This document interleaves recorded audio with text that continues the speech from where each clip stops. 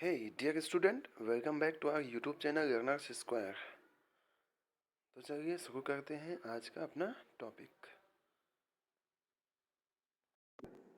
करते स्टार्ट। ठीक है, तो जो जैसे हमने अभी तक क्या पढ़ रखा है, हमने अभी तक पढ़ा है रियल नंबर सिस्टम। अभी तक हमने रियल नंबर्स पढ़ी, हमने रियल नंबर्स यानी कि वास्तविक संख्याएं। हिंदी में क्या बोलेंगे? वास्तविक संख्याएं। और इसमें हमने पढ़ा कि जो रेशनल नंबर होती है और जो इरेशनल नंबर्स होती हैं, इनका जो यूनियन होता है यानी कि रेशनल और इरेशनल दोनों को मिला देते हैं तो रियल नंबर सिस्टम बनता है हमारे पास। और ये रियल नंबर सिस्टम में जैसे कि रियल क्या है, रेशनल नंबर्स है, तो रेशनल नंबर को पी अपॉन क्यू के फॉर्म में लिखा जा सकता है। और इरेशनल नंबर जिनको पी अपॉन क्यू के फॉर्म में हम नहीं लिख सकते हैं। इन दोनों तरह के नंबर्स को अगर हम मिला दें तो उस नंबर को कहा जाता है क्या? Real number system. अभी तक का सबसे बड़ा जो अपन ने पढ़ रखा पहले, सबसे बड़ा नंबर सिस्टम माना जाता है। लेकिन फिर बात आई कुछ क्वेश्चंस की, कुछ इक्वेशंस की। जैसे कि सबसे पहला एक क्वाड्रेटिक इक्वेशन आया जो कि कुछ ऐसा था, एक्स स्क्वायर प्लस में 1 इक्वल्स टू 0। ठीक है, क्या आया? एक क्वाड्रेटिक इक्वेशन यानी कि द्विघात समीकरण आया। इसको सॉल्व किया गया। जब इसको सॉल्व किया गया, या एक और इक्वेशन ले लेते हैं, एक्स स्क्वायर प्लस में एक्स प्लस में 1 इक्वल्स टू 0। इसको सॉल्व किया गया। जब इसको सॉल्व करने के लिए गए ना, तो क्या वो श्रीधराचार्य जी का फॉर्मूला है एक, जो कि कैसा होता है, minus b plus minus square root में बी स्क्वायर माइनस में क्या होता है 4ac अपॉन में 2a। तो जब ये जो ब्रैकेट में दिया हुआ है ना, ये वैल्यू जिसे डिस्क्रिमिनेंट कहा जाता है, इसको हम शॉर्ट में क्या बोलते हैं? डी बोलते हैं। तो इसकी वैल्यू जब निकाली गई तो पता चला ये कैसा आ रहा है? नेगेटिव आ रहा है। और हमें ये पता है कि जितने भी नंबर का स्क्वायर रूट, या यूं कह दें कि जितने भी नंबर अभी तक हमने पढ़े हैं उनका जो स्क्वायर होता है ना, वर्ग होता है, वो क्या होता है? इज ऑलवेज क्या होता है? पॉजिटिव होता है। स्क्वायर क्या होता है? हमेशा पॉजिटिव होता है। यानी कि जब हम स्क्वायर रूट निकालते हैं तो हमेशा अंदर हमारे पास क्या रहती है? पॉजिटिव नंबर रहती है। तब हम उसका स्क्वायर रूट फाइंड आउट कर लेते हैं। लेकिन अब यहाँ पे जब ये डी नेगेटिव आ गया तो इसका स्क्वायर रूट है यहाँ पे, और नेगेटिव नंबर्स का स्क्वायर रूट हम फाइंड आउट नहीं कर सकते।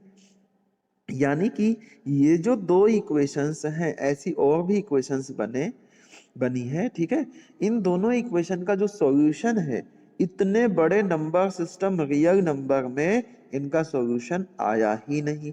यहाँ से जो भी कुछ x की वैल्यू निकली होगी, वो वैल्यू जो है हमने रियल नंबर में ढूंढा, लेकिन कहीं पे भी ये नहीं मिला। जब ये नहीं मिला, काफी रिसर्च के बाद जो है एक मैथमेटिशियन थे जिनका नाम है आयलर। क्या नाम है? आयलर। इन्होंने एक सिंबल इंट्रोड्यूस किया, किसका? आयोटा का। आयोटा। और इसकी वैल्यू जो है इन्होंने क्या बताई कि आयोटा की जो वैल्यू होगी वो क्या होगी? स्क्वायर रूट के अंदर -1, यानी कि -1 का जो स्क्वायर रूट रहेगा उसे हम क्या कहेंगे? ये आयोटा है। ठीक है, आई नहीं पढ़ेंगे इसे क्या बोलेंगे? आयोटा बोलेंगे। ठीक है, और जहां पे आयोटा के स्क्वायर की वैल्यू जो होती है वो क्या होती है? -1 होती है। अब जैसे आप बात करेंगे 11th में है ये टॉपिक कॉम्प्लेक्स नंबर का, तो वहां पे ये जो कॉम्प्लेक्स नंबर है इनके पावर्स, आयोटा जो सिंबल दिया गया है, इसके डिफरेंट डिफरेंट पावर की वैल्यूज भी फाइंड आउट करके बताई गई है। तो वो सारी चीजें यहाँ अपन डिस्कस नहीं करते हैं। बस ये जानते हैं कि हमारे पास अगर कहीं पे स्क्वायर रूट में -1 है तो उसकी जगह पे आयोटा लिख सकते हैं। और आयोटा स्क्वायर की वैल्यू कितनी होती है? -1 होती है।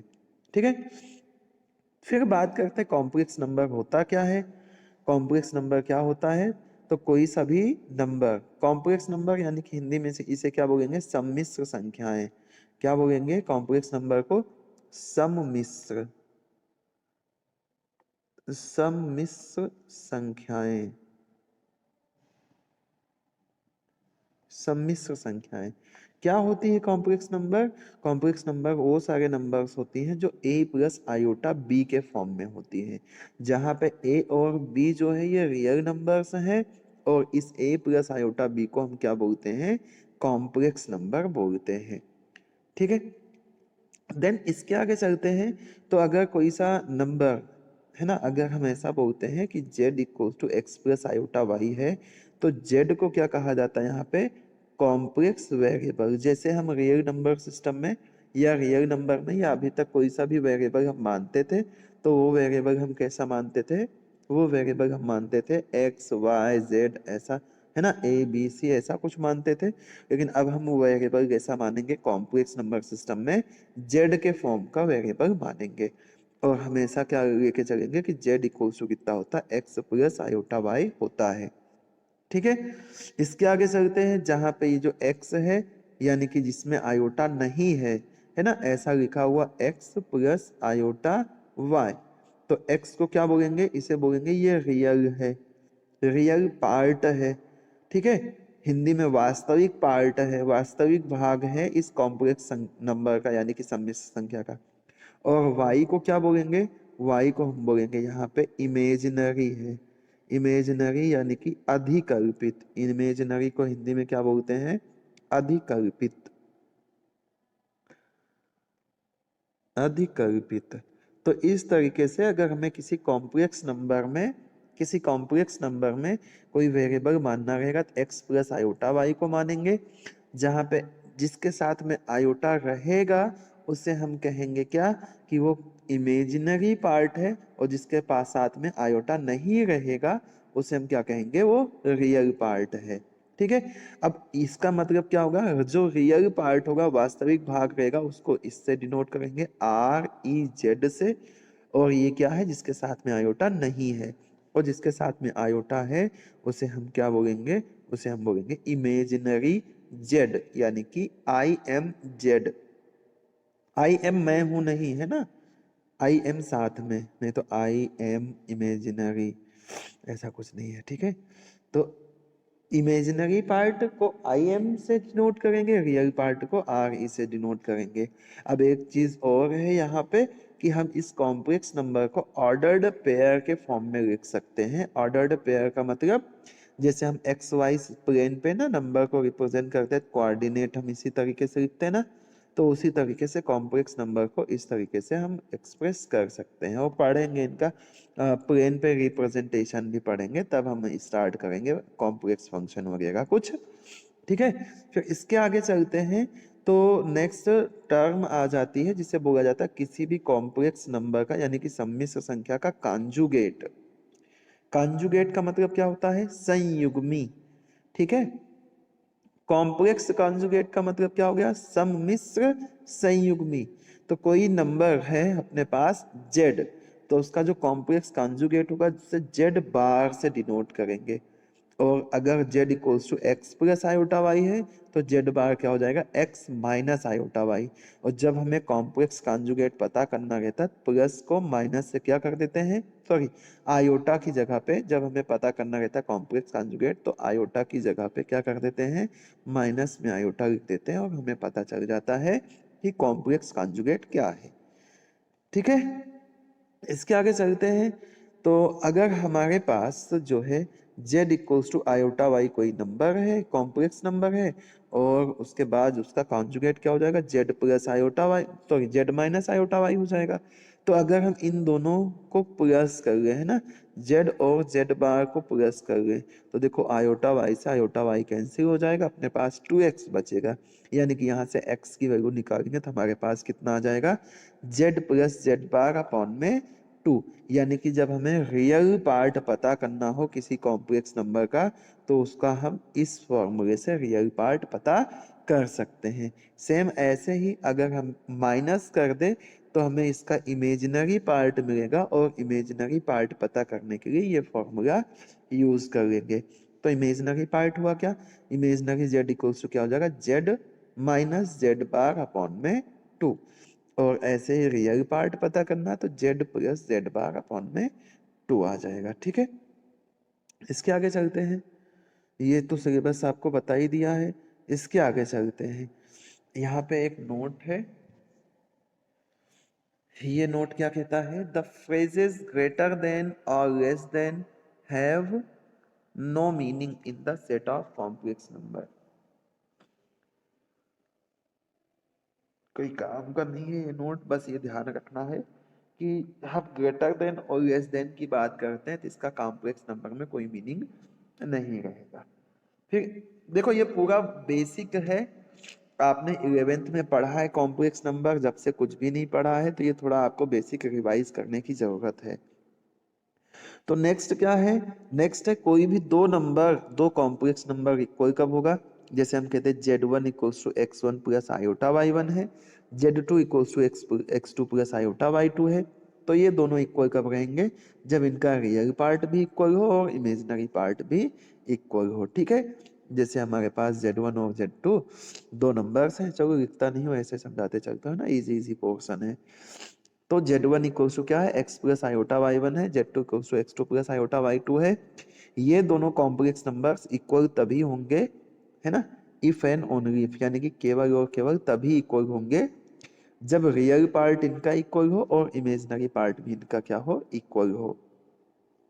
नेक्स्ट एक इंपॉर्टेंट टर्म समझते हैं, मॉडुलस या एब्सोल्यूट वैल्यू क्या होता है कॉम्प्लेक्स नंबर का। मॉडुलस को हिंदी में मॉडुलस ही बोलेंगे हिंदी, और एब्सोल्यूट वैल्यू को बोलेंगे निरपेक्ष मान, किसी भी सम्मिश्र संख्या का निरपेक्ष मान क्या होता है।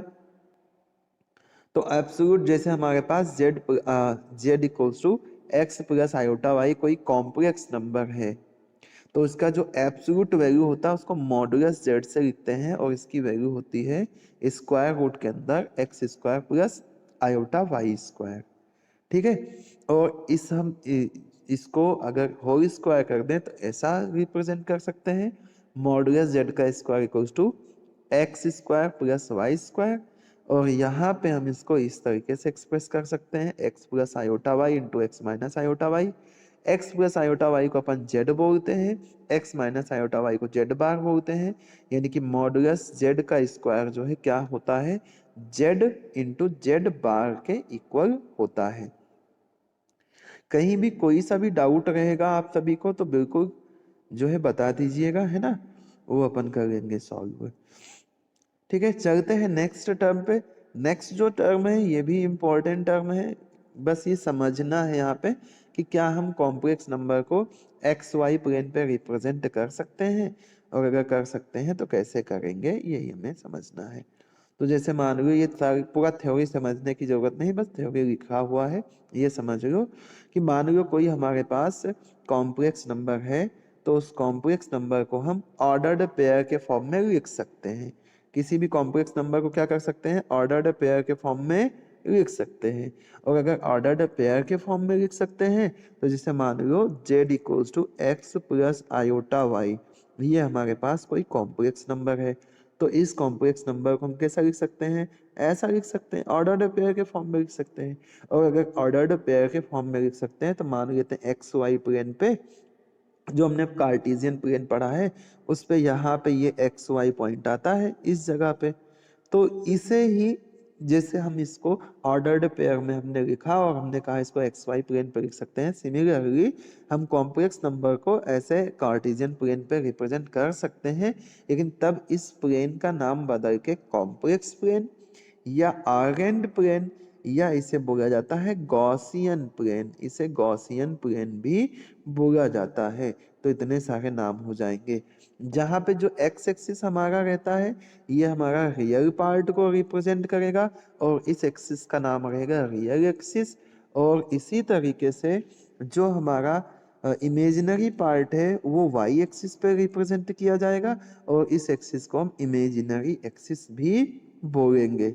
यानी कि किसी भी कॉम्प्लेक्स नंबर को हम प्लेन पे रिप्रेजेंट कर सकते हैं, और प्लेन पे अगर हम रिप्रेजेंट कर सकते हैं उस नंबर को, तो हम उसको इस तरीके से रिप्रेजेंट करेंगे, जहाँ पे जो एक्स एक्सिस है उसे हम कहेंगे ये हमारा रियल एक्सिस होगा यहाँ पे, और जो हमारा वाई एक्सिस है उसे हम यहाँ पे कहेंगे ये हमारा इमेजिनरी एक्सिस है। कौन सा एक्सिस है, इमेजिनरी एक्सिस है, पूरा आएगा आ जाएगा इमेजिनरी, ठीक है, इमेजिनरी एक्सिस से। तो इस तरीके से हम किसी भी कॉम्प्लेक्स नंबर को यहाँ पे रिप्रेजेंट कर सकते हैं, और जहाँ पर जो रियल पार्ट रहेगा वो ये जो पूरा लेंथ है ये रियल रहेगा, और ये जो पूरा लेंथ है ये इमेजिनरी रहेगा, ठीक है। और इसको जब इधर से मिला देंगे तो ये देखो ये एक राइट एंगल बनता है, और राइट एंगल बनता है तो ये ट्राइंगल एक राइट एंगल ट्राइंगल हो जाएगा। तो हमारे पास ये जो वैल्यू आएगी ये आएगी एक्स का स्क्वायर प्लस में वाई का square by the help of Pythagoras theorem, है ना।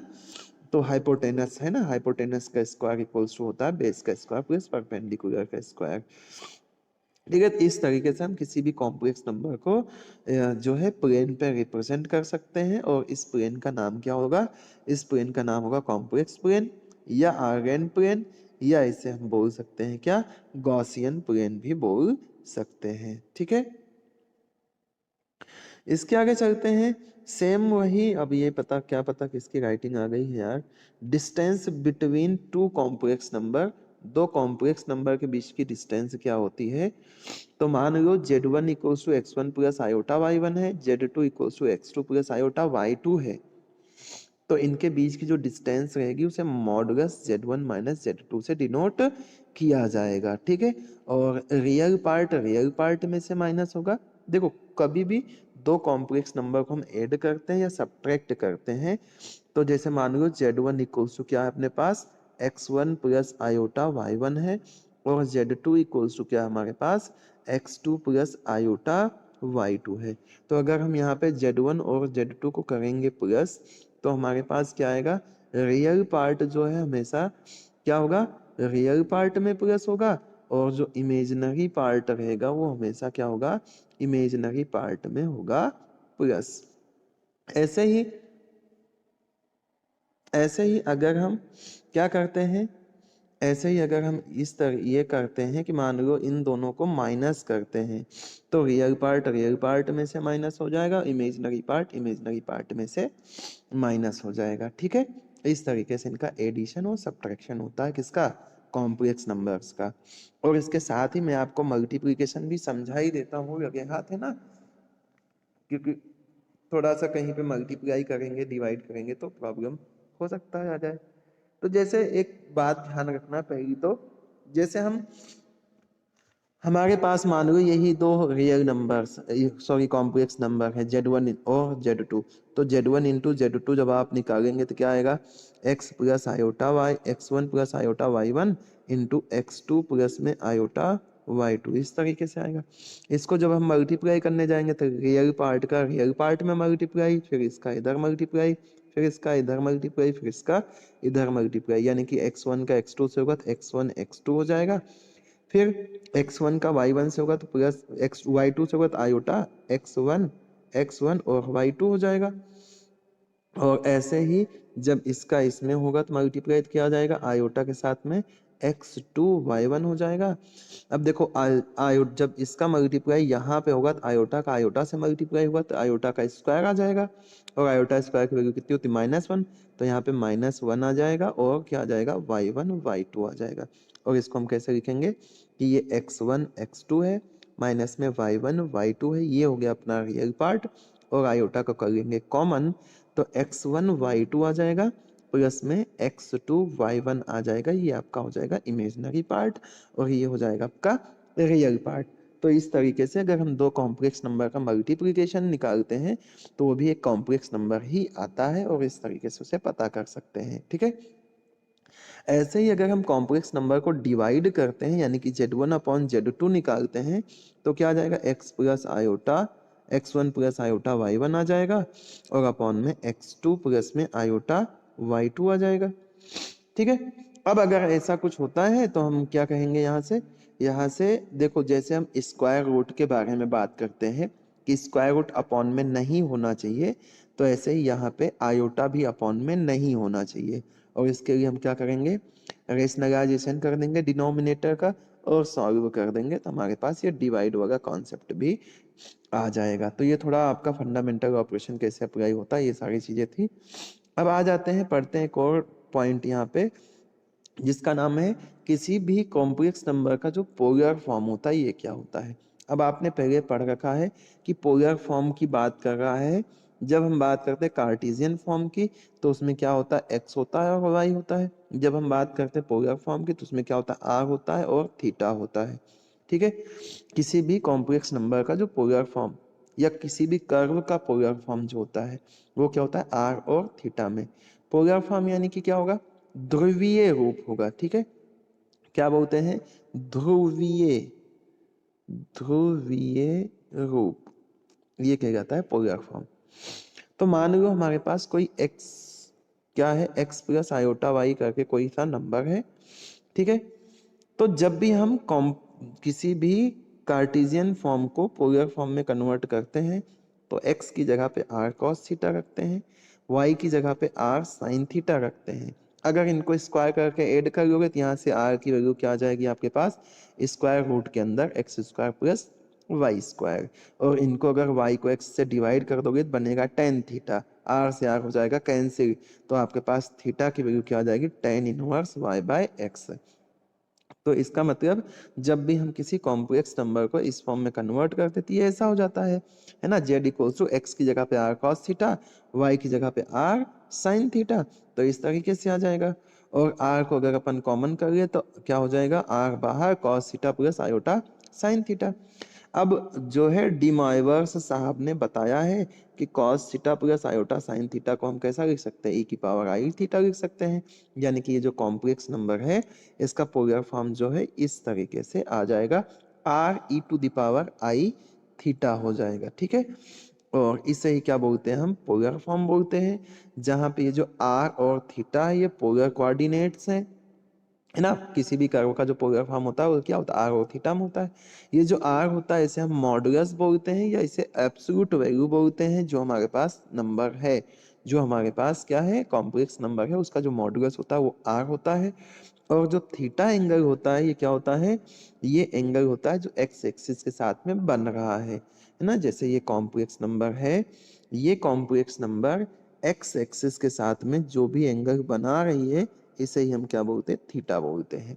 ठीक है, तो यहाँ से ऐसे सिंपली देख सकते हो आप, अगर टेन थीटा निकालोगे तो क्या आ जाएगा, परपेंडिकुलर अपॉन में बेस, और परपेंडिकुलर है वाई, बेस है आपका एक्स। तो यहाँ से टेन थीटा की वैल्यू कितनी आ गई, वाई बाई एक्स, यानी कि थीटा की value tan inverse Y by X आ जाएगा। तो इस तरीके से ये जो अपने पास थीटा क्वांटिटी है ये क्या होती है, ये एक्स के पॉजिटिव डायरेक्शन में बना हुआ क्या है, एंगल है। इसे हम एम्पलीट्यूड या आर्ग्यूमेंट भी बोलते हैं। क्या बोलते हैं, एम्पलीट्यूड या आर्ग्यूमेंट। तो थीटा क्या है, एम्पलीट्यूड है या आर्ग्यूमेंट है नंबर, कॉम्प्लेक्स नंबर z का। फिर इसके आगे चलते हैं। अब यहाँ पे क्या कहेगा, the argument of z is unique as if we replace theta by two pi plus theta then equation 1 remains unchanged. If minus pi is less than or equals to theta is less than pi then it is called principal value. तो ये थोड़ा सा आपका की point है, इसे ध्यान रखना है। ठीक है, क्या ध्यान रखना है कि ये जो आर्ग्यूमेंट होता है वो नॉट यूनिक होता है। आर्गुमेंट जो होता है यूनिक नहीं होता है, क्योंकि आप अगर यहाँ से, जैसे आप प्लेन की बात कर रहे हैं यहाँ पे, ऐसे आप घूम के फिर से टू पाई के बाद फिर से घूमेंगे तो क्या होगा, सेम वैल्यू रिपीट होना चालू हो जाएगी। इस कारण से जो आर्ग्यूमेंट होता है वो यूनिक नहीं होता है। सेम ऐसे ही अगर जो है माइनस पाई से प्लस पाई के बीच में बात हो रही होगी तो ये कहलाता है प्रिंसिपल वैल्यू। ठीक है, आर्गुमेंट का क्या कहलाता है, प्रिंसिपल वैल्यू कहलाता है। तो बाय द चांस आपसे ऑब्जेक्टिव में पूछा जा सकता है what is the principal value of argument, तो क्या होता है, माइनस पाई टू पाई होता है। सेम ऐसे ही यहाँ पे कुछ जो है पॉइंट्स हैं जिन्हें हमें ध्यान रखना है। अगर हम जीरो नंबर का आर्गुमेंट निकालते हैं तो वो डिफाइन नहीं होगा। ठीक है, next, the argument of positive real number is zero. अगर हम पॉजिटिव रियल नंबर की बात करेंगे तो इसका आर्ग्यूमेंट क्या रहेगा, जीरो, क्योंकि कॉम्प्लेक्स पार्ट है जीरो, कॉम्प्लेक्स पार्ट जीरो है। तो अपन ने क्या पढ़ा आर्ग्यूमेंट के लिए, थीटा इक्वल्स टू क्या होता है, tan inverse y by x. यानी कि यहाँ से क्या होता है, टेन थीटा इक्वल्स टू कितना, वाई अपॉन में एक्स। अब रियल नंबर रहेगा तो इमेजनरी पार्ट क्या रहेगा, जीरो रहेगा। न्यूमरेटर जीरो तो ये नंबर क्या रहेगा, जीरो रहेगा। और टेन जीरो की वैल्यू क्या होती है, जीरो होती है। तो यानी कि जितने भी रियल नंबर होंगे उन सबका आर्ग्यूमेंट कितना होगा, 0 होगा। सेम ऐसे ही the argument of negative real number, अगर नेगेटिव रियल नंबर की बात होगी तो इसका आर्ग्यूमेंट क्या होगा, -पाई होगा या +पाई होगा। ठीक है, जैसे कि -5 का अगर निकालेंगे अपन तो -5 का जो आर्ग्यूमेंट होगा वो इस तरीके से क्या आ जाएगा, -पाई या +पाई आ जाएगा। सेम इसी तरीके से the argument of a pure imaginary number, imaginary number है यानी कि रियल पार्ट नहीं है। रियल पार्ट अगर नहीं है तो क्या होगा, रियल पार्ट अगर नहीं है तो बताओ, ये वाला हो गया 0, y की वैल्यू केवल है, y की वैल्यू है डिनोमिनेटर 0, y कुछ भी है तो क्या हो जाएगा, इनफाइनाइट हो जाएगा। और tan इनफाइनाइट कितने पे होता है, 90 पे होता है या तो 270 पे होता है, यानी कि हमेशा ये कहाँ पे आएगा, π/2 आ जाएगा। ठीक है, इसके आगे चलते हैं तो कुछ थ्योरम्स हैं, स्टेटमेंट्स हैं, है ना, इन्हें हमें ध्यान रखना है, आगे हम इसका यूज कर सकते हैं जहां पे भी जरूरत लगेगी। एक तरीके से ये आपका पूरा बेसिक कॉन्सेप्ट हो रहा है क्लियर। ठीक है, आगे चलते हैं, देखते हैं आर्ग्यूमेंट। देखिए इनका स्टेटमेंट केवल आप ध्यान रख लीजिए, थ्योरम का प्रूफ याद नहीं रखना है। ठीक है, जब हम आर्ग्यूमेंट दो नंबर के प्रोडक्ट का पता करते हैं तो ये जो होता है इन दोनों के आर्ग्यूमेंट के प्लस के इक्वल होता है ना। The argument of product of two complex numbers is the sum of their arguments. ठीक है, इस तरीके से ये हो जाएगा इसका काम। ऐसे ही अपनी दूसरी थ्योरम है, अगर हम डिवाइड का निकालते तो आर्ग्यूमेंट क्या हो जाता है, डिवाइड रहता है तो माइनस में हो जाता है ना। Z1/Z2 का अगर आर्ग्यूमेंट निकालेंगे तो क्या होगा, आर्ग्यूमेंट ऑफ Z1 माइनस में आर्ग्यूमेंट ऑफ Z2। इनके प्रूफ का काम नहीं है, है ना, इसलिए प्रूफ नहीं समझा रहा हूँ आपको। ऐसे ही अगर हम दो नंबर का मॉडुलस, प्रोडक्ट का मॉडुलस निकालते हैं तो ये क्या होता है, इनके अलग अलग मॉडुलस के प्रोडक्ट के इक्वल होता है। ठीक है,